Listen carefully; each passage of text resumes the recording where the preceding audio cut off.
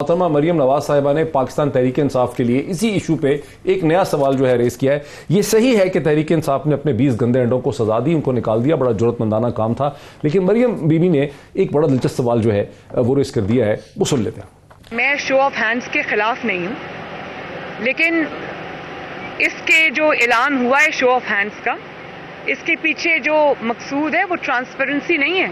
Chairman senate का जो election हुआ था या जो उसको हमने चैलेंज किया था, उसके खिलाफ अदम एतमाद की जब तहरीक आई थी, तब आपको शो ऑफ हैंड्स याद नहीं आया? तब आपने ऑपोजिशन को नाकाम बनाने के लिए, उनके अराकीन को तोड़ने के लिए, उनको दबाव में लाने के लिए आपने एजेंसीज का इस्तेमाल किया, रियासती ताकत का इस्तेमाल किया और खुफिया राय शुमारी को पूरा ना सिर्फ सपोर्ट किया बल्कि उसका पूरा आपने फायदा उठाया। और हबीब साहब, आपकी पार्टी भी सेलेक्टिवली ऑनेस्ट है अकॉर्डिंग टू जनाब, हम इसका बता दें। देखें बात यह है कि सिर्फ हमने 20 अराकीन को नहीं निकाला, हमने इलेक्शन, जनरल इलेक्शन से 3 माह कबल इलेक्टेड 20 अराकीन को निकाला जो हमारे पोटेंशियल कैंडिडेट से। तो ये इमरान खान का बहुत बड़ा जुर्रतमंदाना फैसला था। दूसरी बात में से सिर्फ 2 वापस आए आजाद इलेक्शन। जी सुन लें ना, सुन लें। दूसरा अमजद आफरीदी साहब और एक फैसल जमान साहब, हरीपुर कोर्ट्स। वो तो एक अलग डिबेट है ना। नहीं, बाकी नहीं आए ना, खत्म हो गया उनका कैरियर, हमने चेक किया। ठीक है, अच्छी बात है, वो एक अलग डिबेट है। हमने टिकट्स दिए, हमारी टिकट्स के ऊपर लोग मुंतखब होकर आ गए, लेकिन ये जुर्रत ये भी कर लेना, ये टाइमिंग के पीछे छुप रहे हैं। इसका मतलब ये है कि जो सेनेट में जो कुछ हुआ तो पीपल्स पार्टी और नून लीग ने आपस में एक दूसरे को एनआरओ दे दिया। ये तो जॉइंट एफर्ट कर रहे थे ना उसके ऊपर। या सेनेट में जो कुछ हुआ, इनके अराकीन 60 खड़े होकर कहते हैं जी चेयरमैन सेनेट को जाना चाहिए, वोट डालने की बारी आती है तो इनके वोट गायब हो जाते हैं। कहते हैं आपने इन्फ्लुएंस यूज किया। एक मिनट, तो उनको पकड़े ना, आज इनकी सफों में क्यों मौजूद है? क्या ये इनकी रजामंदी से हुआ था? ये सवाल नहीं पूछना बनता आपका इनसे। पूछें आप ये सवाल इनसे, डॉक्टर नफीसा किसकी रजामंदी थी? आसिफ अली जरदारी की रजामंदी थी? इसका क्या जवाब? पीएम मलिन की रजामंदी थी? डॉक्टर नफीसा शाह, इसका क्या जवाब? इसके ऊपर इसको वैलिडेट कर रहे हैं। एक मिनट डॉक्टर साहब, क्या ये टाइमिंग के पीछे छुप के इसको वैलिडेट कर रहे हैं? मैंने ब्रेक से पहले क्या दोनों जमातों का आपस में एनआरओ हुआ? और एक मिनट, मरियम साहिबा ने जो ये बात की, उन्होंने अपनी बात को ही मुतनाज़े बना दिया।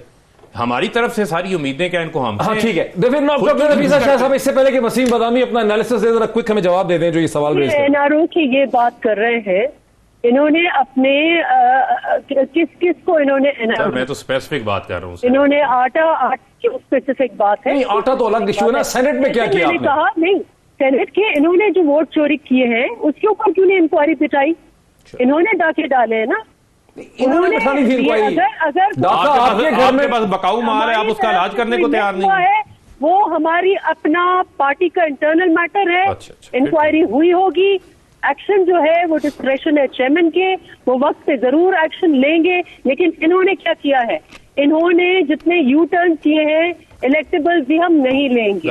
हम ये जो सेनेट में वोट चोरी करते हैं, हम शो ऑफ हैंड्स कराएंगे। तो इन्होंने डाका तो इन्होंने डाला है ना इन वोटों के ऊपर, इनका डाका है ना।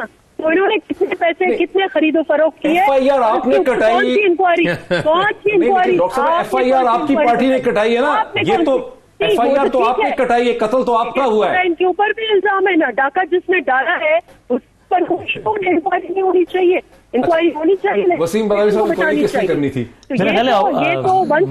अपोजिशन का मुकदमा बहुत कमजोर है इसमें।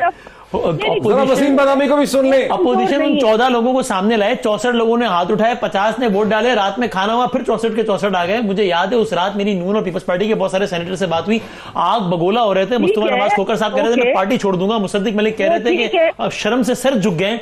तो भाई आप वो 14 लोग आइडेंटिफाई करें, फिर उन 14 से पूछो ना, बताओ किसने खरीदा, किसने रेजिग्नेशन ले लें। यस, तो वो 14 लोग। और अब वक्त देखिए, अगस्त की बात है पिछले साल की, तो अभी तक सिर्फ इसलिए कि उन नंबर्स की जरूरत है। बिलावल भुट्टो जरदारी साहब ने कहा था, मुझे जुमले याद हैं, कि डेस्क थंबिंग किस बात पर हो रही है? हमारा वोट चोरी हुआ है। तो भाई जो हिस्सेदार हुआ उसको पकड़े और फिर उससे पूछे कि खरीदार कौन था तुम्हारे वोट का, सामने है वो भी बता दे। एक वो रिपोर्ट भी सामने नहीं है। रिपोर्ट की बात चली तो मुझे याद आया, कराची से कैप्टन सफदर साहब जो अगवा हुए, उसपे आईएसपीआर और आर्मी चीफ की रिपोर्ट आ गई, पीपल्स पार्टी की भी रिपोर्ट आनी थी। 22 नवंबर को उसके 30 दिन पूरे हो रहे थे, वो भी रिपोर्ट आज तक नहीं आई। और फिर मरियम बीबी का मेरा ख्याल ये पॉइंट बहुत कमजोर इसलिए है कि तहरीक अदम एतमाद ऑपोजिशन लाई गवर्नमेंट के खिलाफ या स्पीकर के, चेयरमैन के खिलाफ सेनेट के, और मरीम भी कह रही है, तो यानी उस वक्त इमरान खान साहब को चाहिए था कि वो कहते क्या हमारे खिलाफ तरीके से एतमाद ला रहे हैं ना, एक मिनट ऐसा करते हैं, उसको शो ऑफ हैंड के जरिए कर लेते हैं। ऐसा तो नहीं होता ना।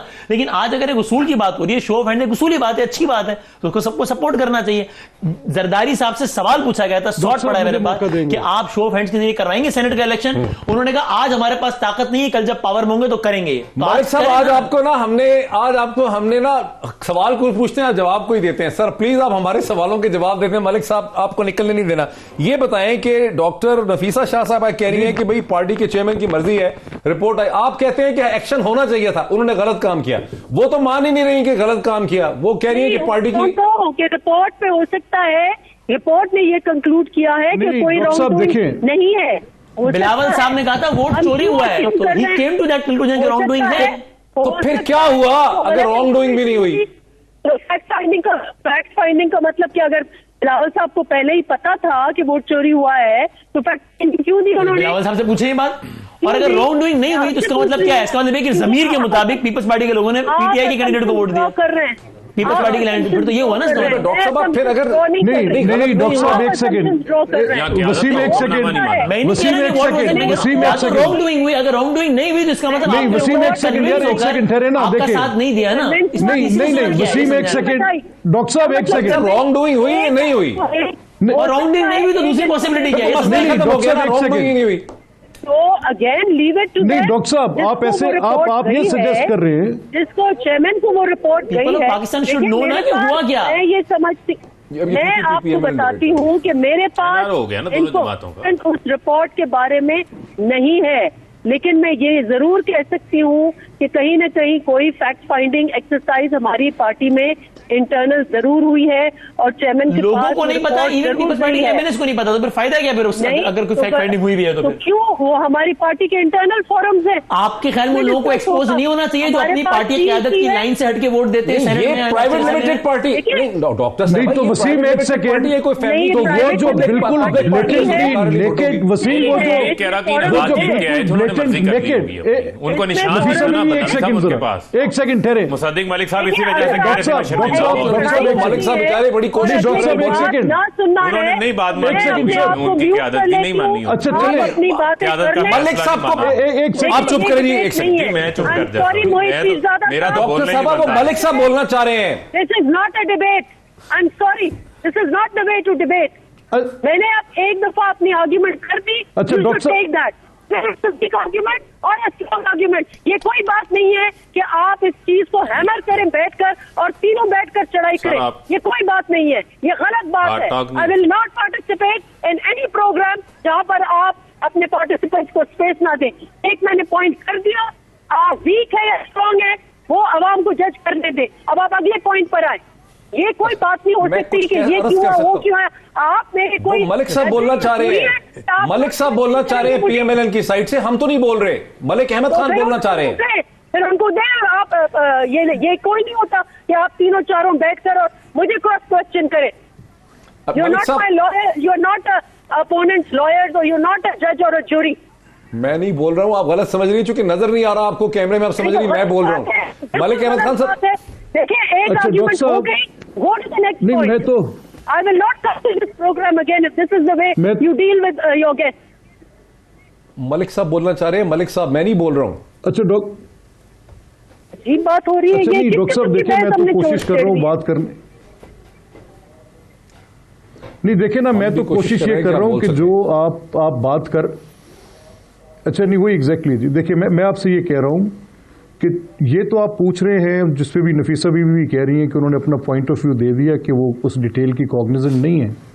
तो उसके बाद वो जो बिल्कुल नेकेड ब्लेटेंट क्लियर एक रॉबरी है, जो एक उन्होंने नॉन पार्टी पोजीशंस में से एक मैल प्रैक्टिस करके अपनी इलेक्शन को सिक्योर किए, उसके ऊपर कोई इल्जाम नहीं है। अजीब बात है, अजीब असूल है। यानी एक शख्स जिसके अंदर इतनी मॉरल वो है कि वो दूसरों के वोट्स को हॉर्स ट्रेडिंग के जरिए अपने लिए लेता है, उसके ऊपर कोई सवाल नहीं उठेगा। ये कैसी डेमोक्रेटिक प्रैक्टिस है? सेनेट का इलेक्शन एक वाहिद इलेक्शन है जिसमें नॉन पार्टी पोजीशंस हैं कि 8, 6, 10, 12 इनकी इस तरह खड़े हैं। तो उसमें से अगर आप 14 वोट्स को विन ओवर करते हैं, सो वो जो विनिंग ओवर टैक्टिक है, चाहे वो आपने करप्ट प्रैक्टिस के जरिए लिया, प्रेशर के जरिए लिया, तो द रिसीवर ऑफ दैट, उसको तो पहले पूछे ना, उसको तो आपके सामने खड़ा है, नंगा है, बिल्कुल साफ है, उसको तो सवाल ही कोई नहीं उठाता। मलिक साहब, आपने सुना हमने मोहतरमा मरियम नवाज साहिबा का जो शॉट था एग्जैक्टली एडिट करके, जो एग्जैक्ट उनका सवाल था वो फरूख हबीब साहब को सुनाया है, ठीक है? वही चीज आप दोहरा रहे हैं। हमने यही सवाल इनसे पूछा है कि आपकी पार्टी की सिलेक्टिव मोरालिटी या सिलेक्टिव ऑनेस्टी, आपने सुना ना, हमने मरियम नवाज साहिबा का शॉट यूज किया है, इनको जवाब देने का मौका दिया। डॉक्टर साहब पहला ये तो बिल्कुल पहली एक, अगर किसी की कोई बहुत अनडेमोक्रेटिक अप्रोच, किसी का एक जमहूरियत के उस एक प्रैक्टिस के ऊपर बाकायदा एक सुसाइड अटैक है, वो तो उस पार्टी का है जिसने गवर्नमेंट की पोजीशन पे बैठ के अपनी उस ताकत को इस्तेमाल करते हुए ऑपोजिशन के उन 14 वोट्स को विन ओवर किया। वो बाकी तो सब्सिक्वेंट है, बाद की बात है, सेकेंडरी पोजीशन में आएगा कि उनको देखे वो कौन, लोग कौन थे उसके अंदर।